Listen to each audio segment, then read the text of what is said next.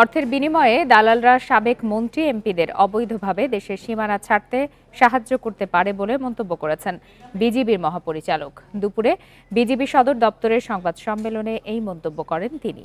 এ সময় পলাতক ব্যক্তি ও দালালদের তালিকা হচ্ছে বলে জানান বিজিবি মহাপরিচালক। বলেন, ছাত্র জনতার গণঅভ্যুত্থানের পর সাবেক মন্ত্রী, এমপি, আওয়ামী লীগ নেতাকর্মী, সাবেক বিচারপতি সহ এখন পর্যন্ত ২২ জনকে বিভিন্ন সীমান্ত দিয়ে পালানোর সময় গ্রেপ্তার করেছে বিজিবি।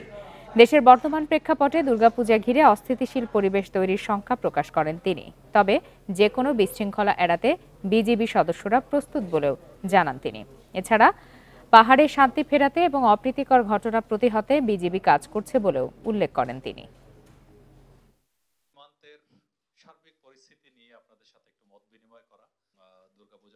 যারা আইসিপি দিয়ে হোক অন্য দিক দিয়ে হোক পালানোর চেষ্টা করছিল এমন ২২ জন তৎকালীন সরকারের ঘনিষ্ঠ উচ্চপদস্থ, মধ্যপদস্থ এবং নিম্নপদস্থ কর্মী যারা বিভিন্ন ধরনের অপরাধের সাথে যুক্ত ছিল তাদেরকে আটক করেছি, পুলিশের কাছে হস্তান্তর করেছি।